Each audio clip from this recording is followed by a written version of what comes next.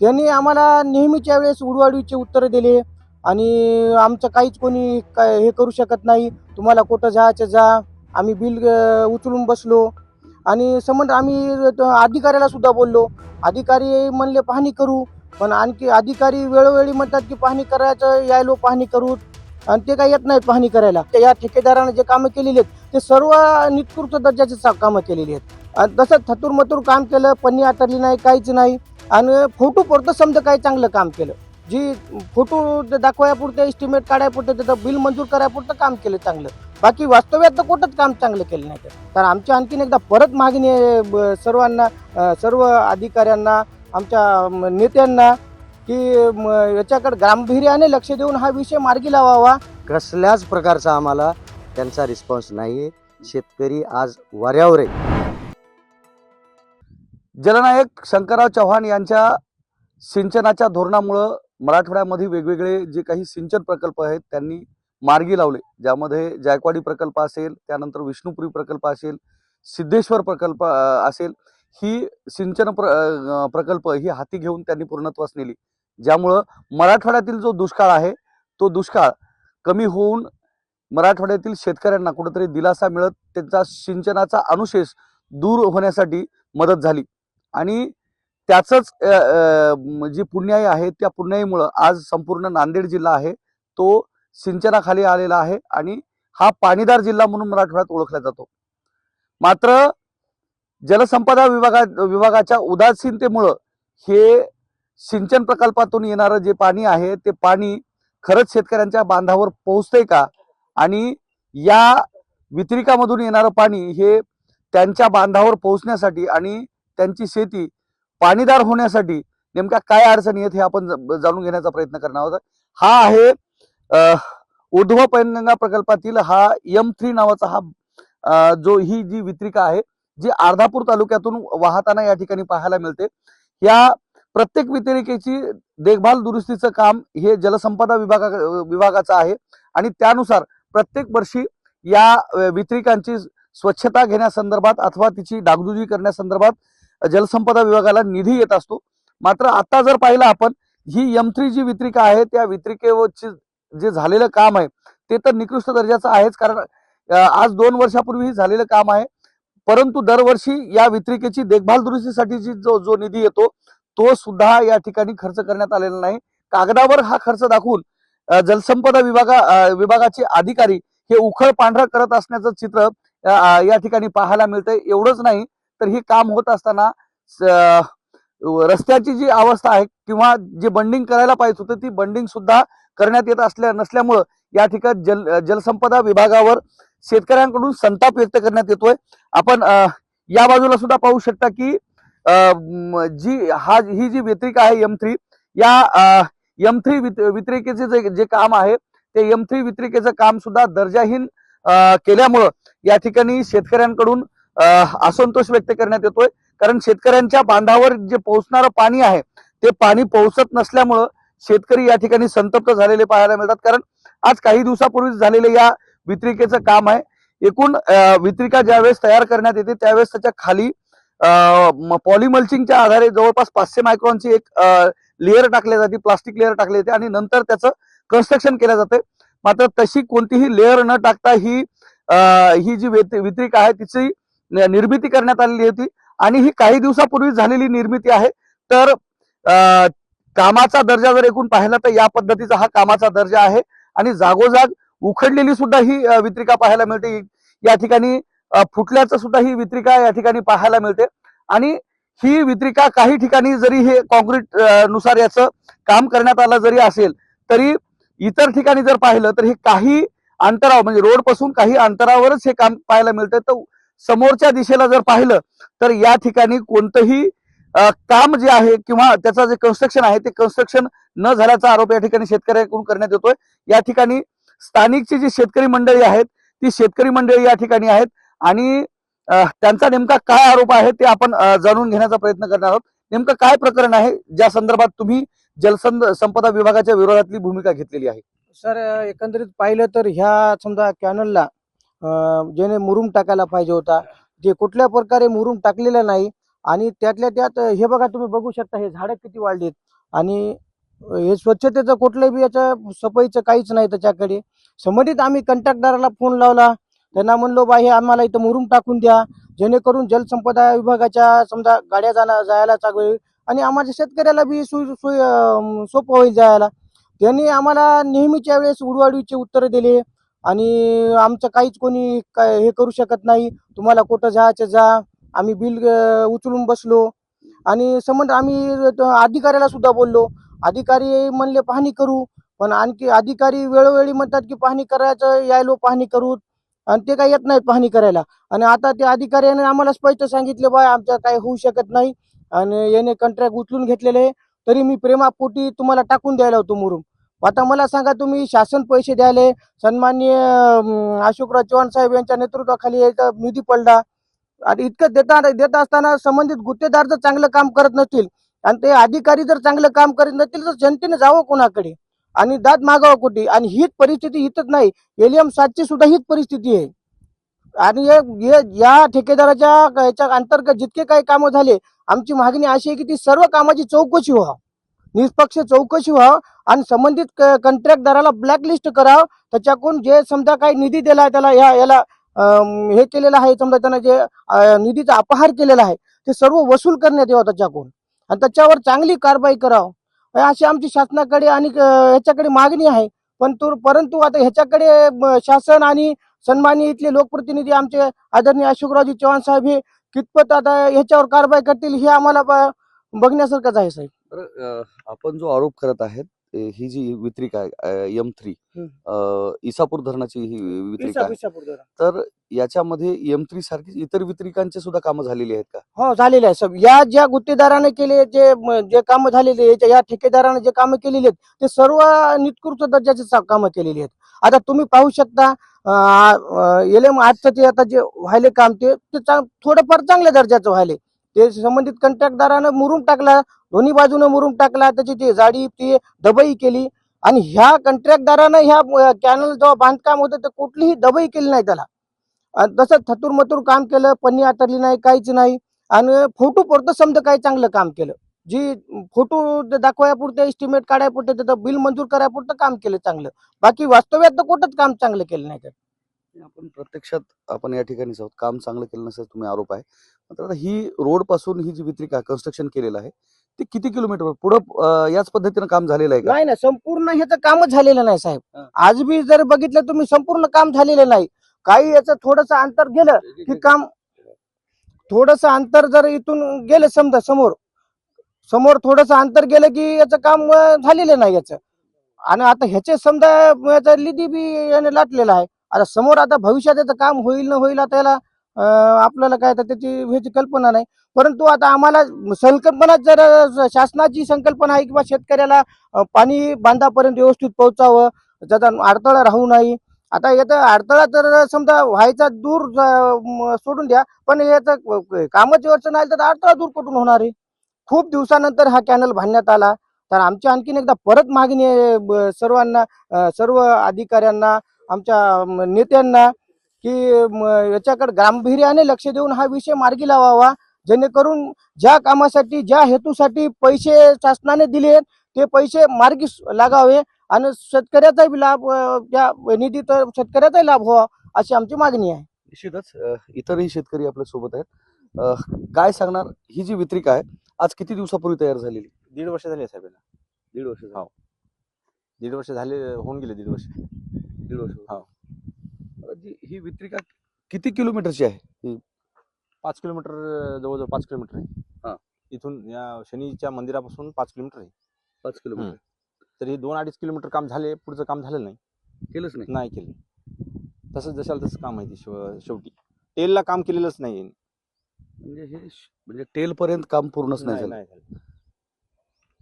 बरं, ही जी वितरिका आहे 5 किलोमीटर पर्यंत आहे, तर या वितरिकेमुळं तुमच्या आजूबाजूच्या परिसरातील किती हेक्टर किंवा एकरवरील शेती पाण्याखाली आलेली आहे, येऊ शकते? खूप पैसे म्हणजे काय सांगू, खूप आहे. अंदाजे किती? 1000 हेक्टर? हो, 500-600 हेक्टर तर नक्कीच आहे. बरं, आता हे याच्यामधून पाणी याच्या अगोदर किती वेळ सोडण्यात आलेलं आहे याच्यामध्ये? 3-4 वेळेस आले पाणी. गेल्या वर्षी 2-3 वेळेस आले आणि आता 2 वेळेस आले. 2 वेळेस हं. पाणी आता हिचं कसं आहे माहित का, ही जी वितरिका झालेली आहे हं. आपण निकृष्ट झाल्याचा आरोप करतायत. बऱ्याच ठिकाणी फुटलेलं सुद्धा दिसतं. पुढं तर पाणी म्हणजे पुढे केलेलंच नाही काम. कॉन्क्रिटीकरण न झाल्यामुळं हे झिरपत तर असेल. हो ना. मग हे पाणी खरंच शेवटपर्यंत पोहोचतंय का त्यांच्या बांधापर्यंत इतर शेतकऱ्यांच्या? कारण खाली मुरल्या जात असल्यामुळे पाण्याची मोठी नासाडी होत असते. जाते थोडं थोडं जाते. इतकं जे प्रेशरनं पाणी येणार आहे ते पाणी तेवढ्या प्रेशरनं जाणारच नाही ना खाली. ते काम नाही झाल्यामुळे पाणी मुरणारच ना खाली. पाण्याची हा, नासाडी होणारच ना. आणि नासाडी होणारच. इतर शेतकरी कोण आहेत आपण याच्यापैकी आणखी इतर शेतकरी बरं ही जी कामं झालेली आहेत ही आता ही 5 किलोमीटरची वितरिका आहे. कुठं कुठं काय काय अवस्था आहे ह्या वितरिकेची? पाणी खरंच बांधापर्यंत पोहोचतं शेतकऱ्यांच्या? बांधापर्यंत मुळात याचा उद्देशच होता की शेतकऱ्याच्या बांधापर्यंत न्यावं. सीसीकरण करणं म्हणजे शेतकऱ्याच्या बांधापर्यंत व्यवस्थित पाणी जावं. या उद्देशानं माननीय लोकप्रतिनिधी सन्माननीय अशोकराव चव्हाण साहेबांना भरपूर असा निधी टाकला. परंतु एक तर मुळात त्याचा जो पहिला फायदा होत होता त्याच्या इतका फायदा नाही. आज अवस्था बघली तर आपण कॅलनाची पाहू शकतो की याच्यामधून पाणीच येते किंवा नाही हा संभ्रम आहे. आता तुम्ही नवीन पाहता तर पाहिलं तर हे पाणीच कसं येते याच्यात संदिग्धता आहे. मुळात शेतकऱ्याला फायदा नाही. आणि जे काम करायला पाहिजे होतं या वितरणिकेचं काम कसं झालं हे तुमच्या समोर आहे. अतिशय निकृष्ट दर्जाचं काम. खाली ते पॉलिथिन आतरला नाही. LM3 आता LM7चा आहे मी शेतकरी स्वतः. इथला तर आहेच म्हणजे तिथं LM7 ला माझं क्षेत्र आहे. तिथला तर इतका सुद्धा रस्ताही नाही. पूर्ण फुटून गेलेला आहे कॅनल. पूर्ण क्रॅक झालेला आहे. झाडं निघालेली आहेत सीसी मधून. रस्ता कॅनलच्या एक जवळपास 3 फूट खाली आहे. कॅनलच्या 3 फूट खाली रस्ता आहे. पूर्ण क्रॅक उडून फुटून गेलेला आहे. आज जर त्या कंडिशनला बघलं तर तिथं कॅनल सीसीचा कोणी म्हणू शकत नाही. इतकी दयनीय अवस्था आहे LM7ची. या संदर्भात संबंधित जलसंपदा विभागाच्या अधिकाऱ्याकडे तुम्ही तक्रार केली का आणि त्या अनुषंगाने काही विचारपूस पाहणी झाली का? सर 2024 पासून आम्ही सलग त्याचा पाठपुरावा करत आहोत. सलग आम्ही निवेदन दिले. माननीय डेप्युटी इंजिनियर जलसंपदा विभाग, एक्झिक्युटिव्ह इंजिनियर जलसंपदा विभाग, संबंधित गुत्तेदार त्यांच्याशी संपर्क साधला. कसल्याच प्रकारचा आम्हाला त्यांचा रिस्पॉन्स नाहीये. शेतकरी आज वाऱ्यावर आहे. अर्धापूरचा शेतकरी समृद्ध म्हणून ओळखला जातो केळीचा.